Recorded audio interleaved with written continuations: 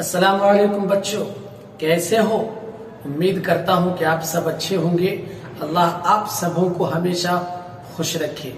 आइए आज मैं फिर आप लोगों को इस वीडियो में क्लास 10th उर्दू दरख्शान चैप्टर नंबर 9 पढ़ाने वाला हूँ। तो आइए वीडियो पर बने रहिए और इस चैप्टर को पढ़िए। ये जो चैप्टर है बहुत धांसू चैप्टर है।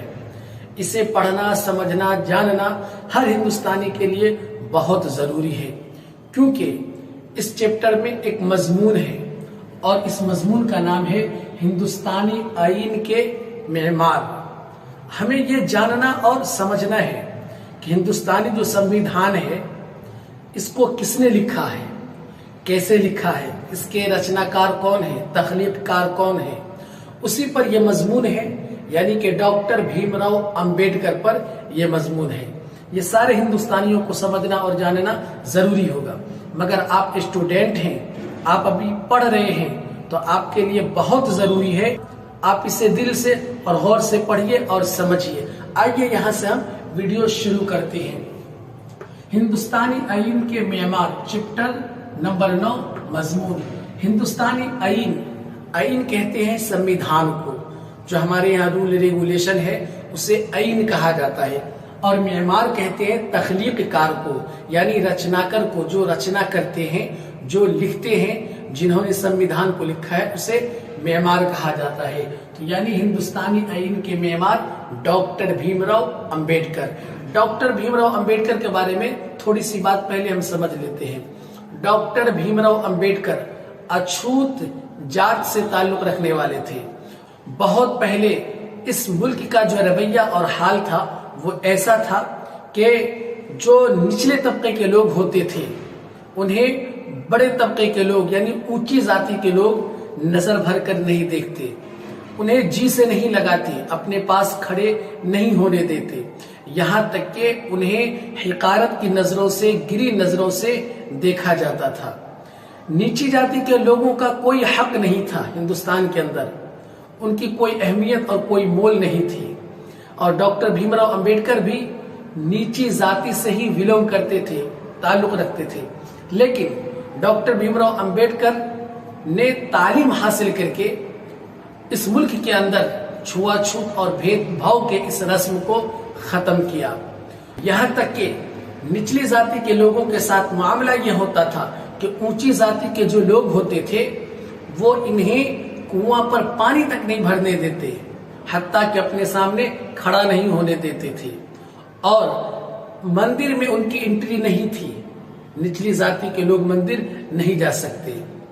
यहाँ तक कि नीची जाति के लोगों का जो काम था, वर्क था, वो ये था कि झाड़ू लगाना, बैतुल खुला, बाथरूम वगैरह साफ करना, चप्पल जूते सिलना, मोची का काम करना, ये सब काम इन नीची जाति वालों के लिए बड़ी जाति के लोगों ने रखा था। यानी समाज के अंदर इसका कोई हक नहीं था।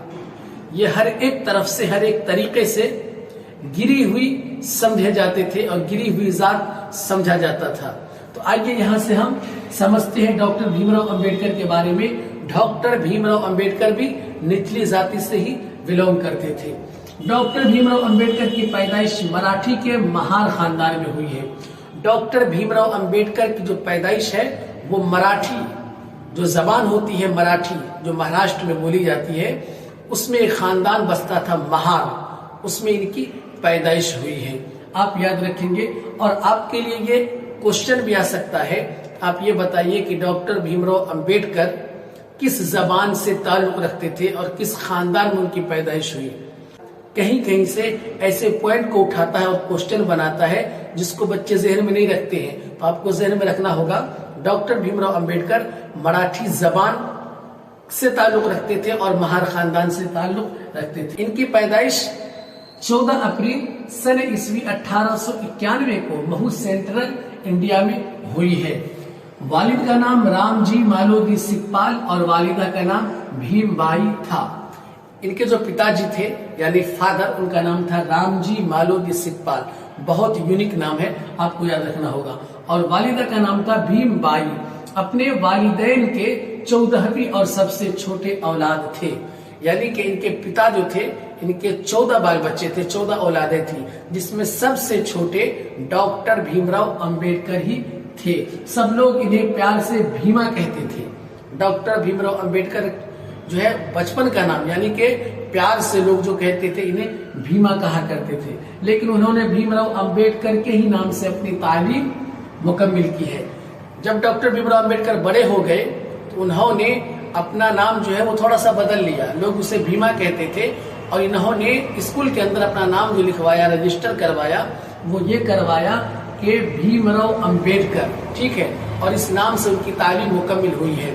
दरअसल इनके जो दादाजी थे वो जो है अम्बावाड़ी से ताल्लुक रखते थे, अम्बावाड़ी, और ये जो है सरनेम मिला हुआ था डॉक्टर भीमराव अंबेडकर को भी कि अपने नाम के आगे अम्बावाड़ी लगाए, लेकिन डॉक्टर भीमराव अंबेडकर ने उसको हटा करके अंबेडकर लगाया, इसलिए कि अंबेडकर के बोलने में आसानी होती है और अम्बावाड़ी के बोलने में थोड़ा सा मुश्किल लगता है, तो आसानी के लिए इन्होंने अंबेडकर कर दिया।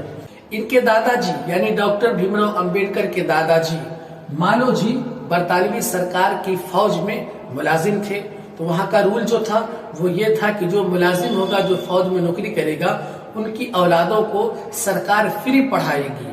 तो उस वजह से डॉक्टर भीमराव अंबेडकर के पिता रामाजी मालोजी सिकपाल फ्री तालीम हासिल करते हैं और अपने बाप की ही तरह बरतानवी सरकार की फौज में नौकरी करने लगते हैं। लेकिन 14 बरस तक राम जी फौजी स्कूल में हेडमास्टर रहे। याद रखेंगे आप, इनके जो पिता थे डॉक्टर भीमराव अंबेडकर के, वो 14 बरस तक एक फौजी स्कूल था उसमें हेडमास्टर रहे और सबकदोशी के वक्त उनका ओहदा सूबेदार मेजर का था। जब रिटायरमेंट का वक्त आया तो उस वक्त वो हेडमास्टर से तबादला होकर यानी ट्रांसफर हो चुका था और ओहदा बढ़ चुका था, पद ऊंचा हो चुका था। उस वक्त सूबेदार मैनेजर के ओहदे पर थे जिस वक्त वो सबकदोश यानी रिटायरमेंट हुए थे।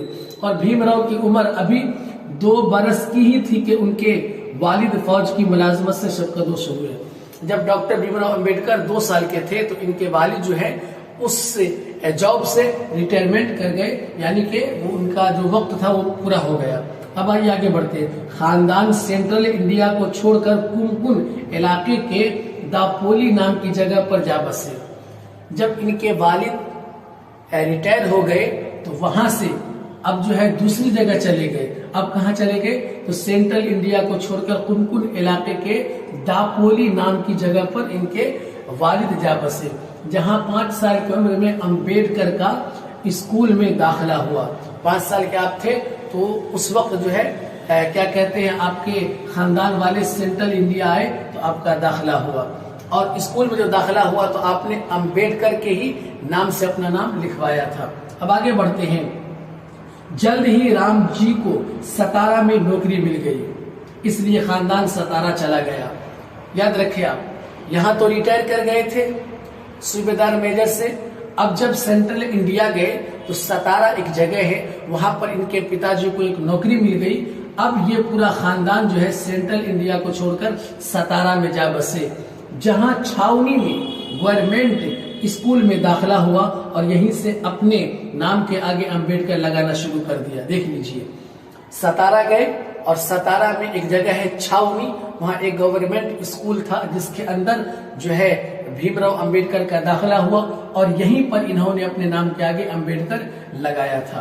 अब आगे बढ़ते हैं। भीमराव 6 साल के ही थे कि इनकी मां भीमबाई का इंतकाल हो गया। चुनांचे राम जी की बहन ने उनके खानदान की देखभाल की। भीमराव को अब कड़वी सच्चाई का एहसास भी होने लगा था। जब भीमराव अंबेडकर बहुत छोटे थे, ठीक है, तो उनकी मां का इंतकाल हो गया, लेकिन पूरे खानदान की देखभाल जो है इनकी फूफी यानी कि इनके पिता की बहन जो है देखभाल करने लगी। और जब आप इस बरस पर चले गए ना, मतलब कि आप छोटे थे लेकिन आपको एहसास होने लगा अच्छाई और बुराई का, छुआछूत का, तो आप इस कड़वाहट को खत्म करने के लिए जी तोड़ मेहनत करने लगे कि हमको तालीम हासिल करना है और छुआछूत के मसले को खत्म करना है, क्योंकि आपको ये एहसास होने लगा था कि यहाँ पर जो है निचली जाति के लोगों को गिरी नजरों से देखा जाता है और ऊंची जाति के जो लोग हैं इसे कोई हक नहीं देते हैं। ये आप इसका स्क्रीनशॉट ले लीजिए।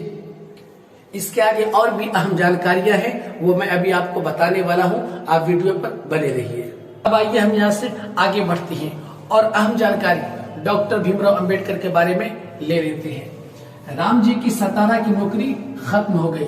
सतारा में जो नौकरी मिली थी वो नौकरी अब चली गई, तो पूरा खानदान जो है मुंबई चला गया। सतारा से अब जो पूरा खानदान कहाँ चला गया? मुंबई। और मुंबई में एल्फिस्टन हाई स्कूल में डॉक्टर भीमराव अंबेडकर का दाखिला हुआ। यहाँ पर एक स्कूल था एल्फिस्टन हाई स्कूल, इसमें जो है डॉक्टर भीमराव अंबेडकर का दाखिला हो गया और 1908 ईस्वी में मैट्रिक का इम्तिहान पास किया। यहाँ पर देखिए, इसी स्कूल के अंदर एल्फिस्टन हाई स्कूल, जिस स्कूल के अंदर जितने भी छात्र थे सब जो है डॉक्टर भीमराव अंबेडकर से क्या कहते भेदभाव करते थे। कोई अपने पास बैठने नहीं देता। यहाँ तक के उस स्कूल में जो टीचर्स थे वो टीचर भी इनसे नफरत करते थे। इन्हें क्या कहते हैं अछूत जाति का समझते थे, बिल्कुल इनसे दूरी बना के रखते थे और इनसे नफरत करते थे, क्योंकि डॉक्टर भीमराव अंबेडकर निचली जाति से बिलोंग करते थे। लेकिन डॉक्टर भीमराव अंबेडकर ने अपने आप में एक अहद किया था कि हमें कुछ बनना है, पढ़ लिख कर दुनिया वालों को, हिंदुस्तान वालों को कुछ देना है।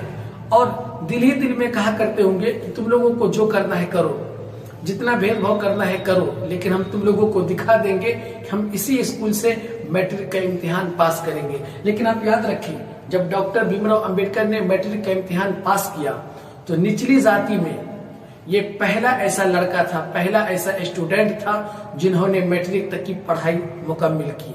इसको लेकर निचली जाति में, यानी कि इनके खानदान वालों में और जो तबका था निचली जातियों का, जिससे छुआछूत करते थे ऊंची जाति के लोग, उसमें एक बड़ा जलसा हुआ, बड़ी खुशी मनाई गई और बहुत ज्यादा लोग खुशी मुसरत का इजहार किए, क्योंकि एक ही ये बंदा ऐसा है जिन्होंने तालीम मैट्रिक तक की हासिल की थी।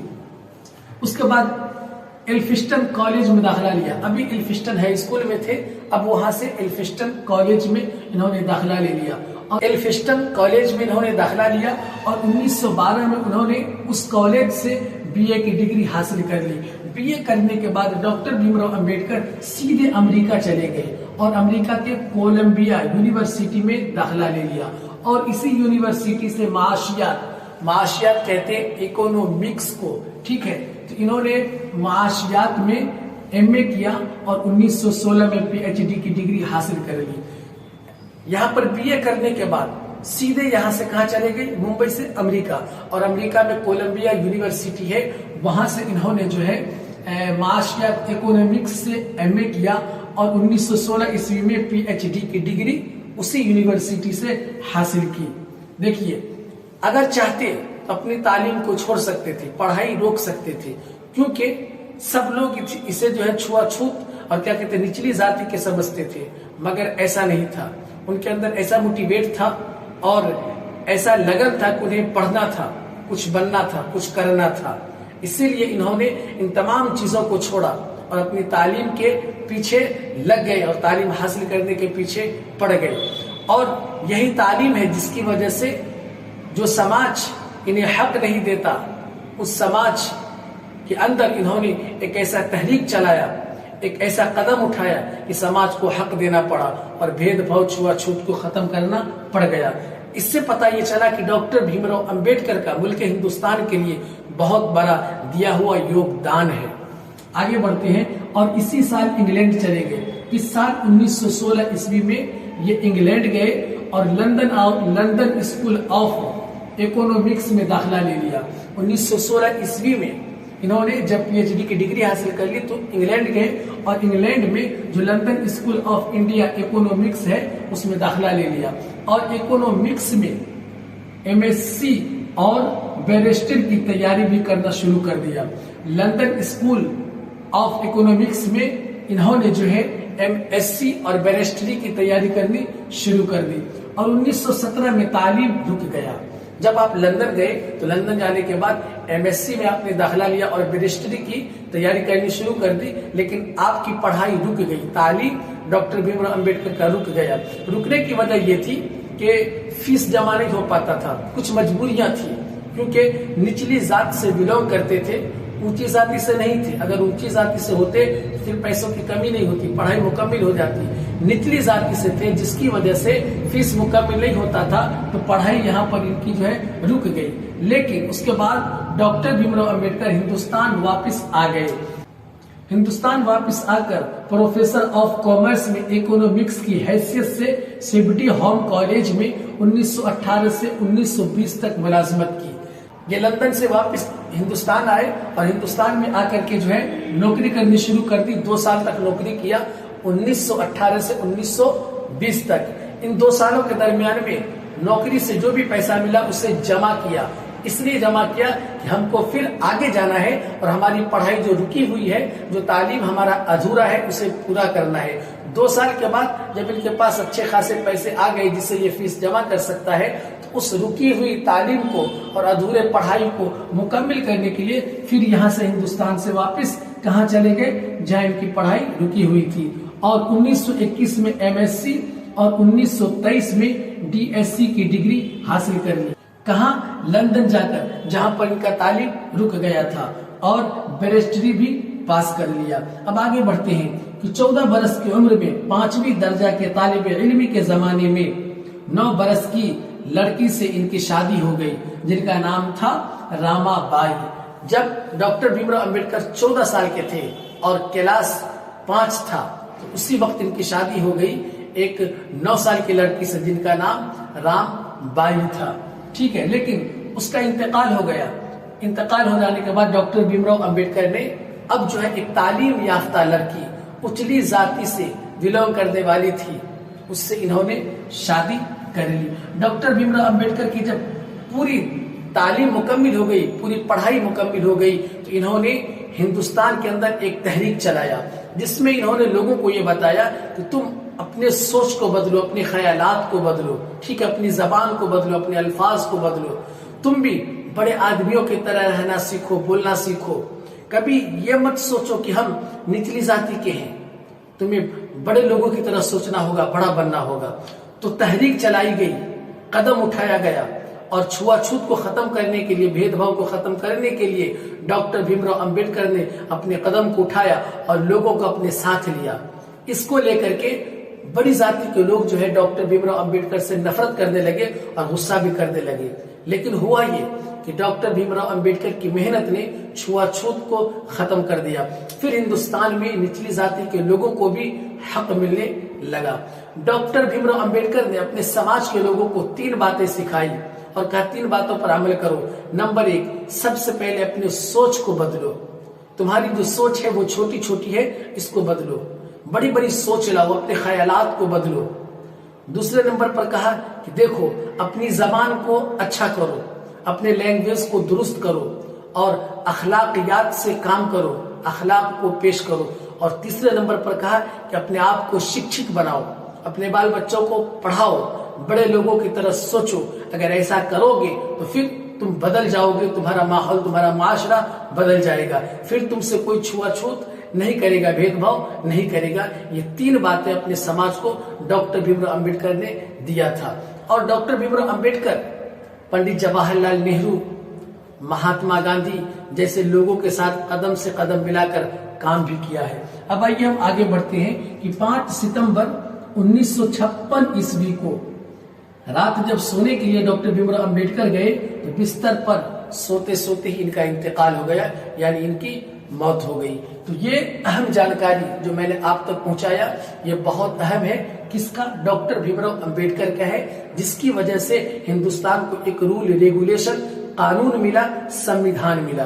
क्योंकि उस वक्त जब हिंदुस्तान के अंदर आजादियां आई और आजादी के बाद हर समाज बिखर चुकी थी, कोई लाइन पर लाने वाला नहीं था, कोई रूल रेगुलेशन नहीं था, तो पूरे हिंदुस्तान वालों को एक पटरी पर लाना है। इसके लिए क्या किया जाए? तो डॉक्टर भीमराव अंबेडकर के कलम से उनके उस किताब को लिखा गया, जिस किताब को हम मानते हैं हमारा संविधान है और जिसके हिसाब से हम अपनी जिंदगी जीते हैं। ये मुल्क की आन है और शान है। इसीलिए कहा जाता है डॉक्टर भीमराव अंबेडकर संविधान के लेखक है, रचनाकार है और क्या कहते हैं, राइटर है। उन्होंने ही हिंदुस्तानी आईन के मेमार यानी कि हिंदुस्तानी संविधान को लिखा है।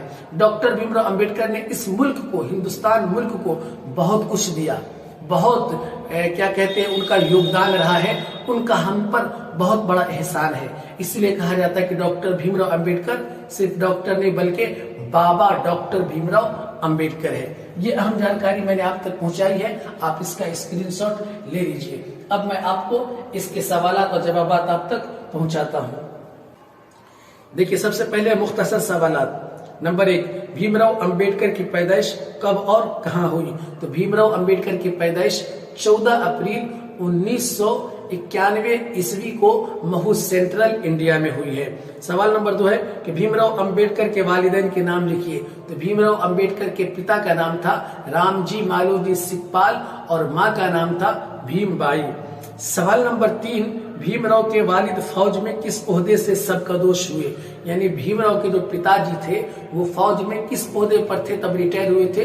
सूबेदार मेजर के ओहदे पर थे तब रिटायर हुए थे। सवाल नंबर 4, भीमराव की शादी किस उम्र में और किससे हुई थी? तो भीमराव की शादी 14 साल की उम्र में एक लड़की थी, क्या कहते हैं, रामबाई, उससे इनकी शादी हुई थी।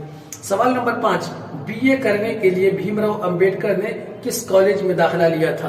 तो बीए करने के लिए भीमराव अंबेडकर ने जो दाखिला लिया था एल्फिंस्टन कॉलेज में दाखिला लिया था और वहीं से बीए किया था।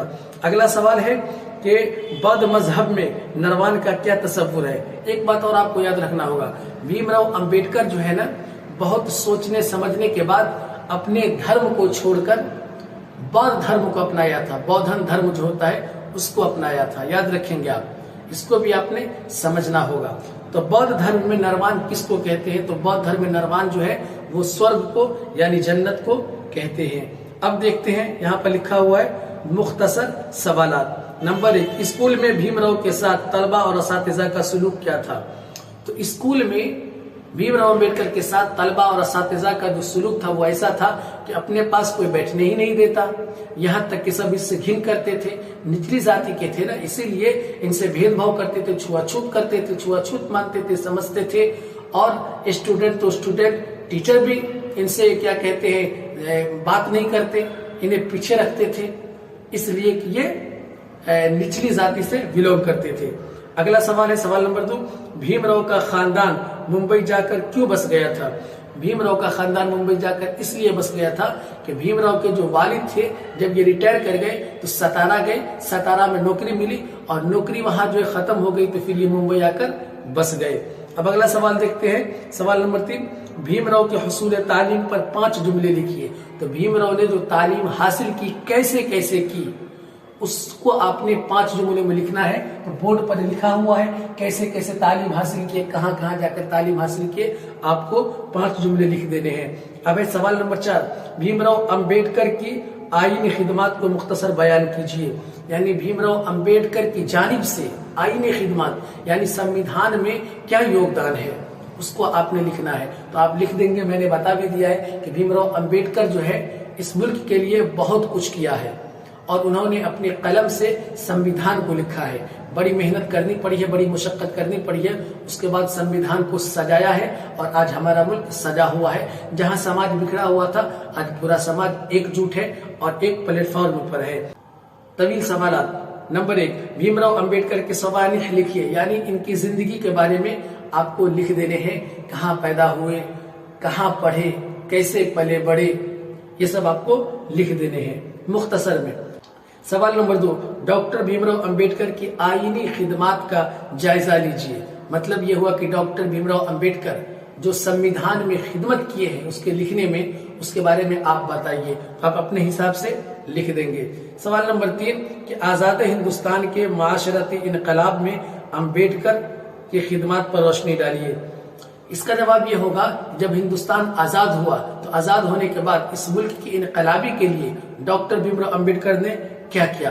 तो क्या ये एक मीटिंग हुई, एक बैठक हुई जिसमें यह तय पाया गया कि डॉक्टर भीमराव अंबेडकर ऐसे व्यक्ति हैं और ऐसे शख्स हैं जो चाहे वो कर सकते हैं। तो इन्हें कहा गया कि आप जो है इस मुल्क के लिए कोई कानून और कानून की किताब को लिखिए, तैयार कीजिए। तो फिर सब के राय और मशवरे से डॉक्टर भीमराव अंबेडकर ने इस किताब को लिखना शुरू कर दिया, जो आज हमारे मुल्क की आन और बान और शान बनी हुई है। इसी सवाल के साथ आपका ये चैप्टर नंबर 9 मजमून डॉक्टर भीमराव अंबेडकर और हिंदुस्तानी आईन के मेमार कंप्लीट हुआ। मुझे उम्मीद है कि आप बड़ी मेहनत से और लगन से याद करेंगे।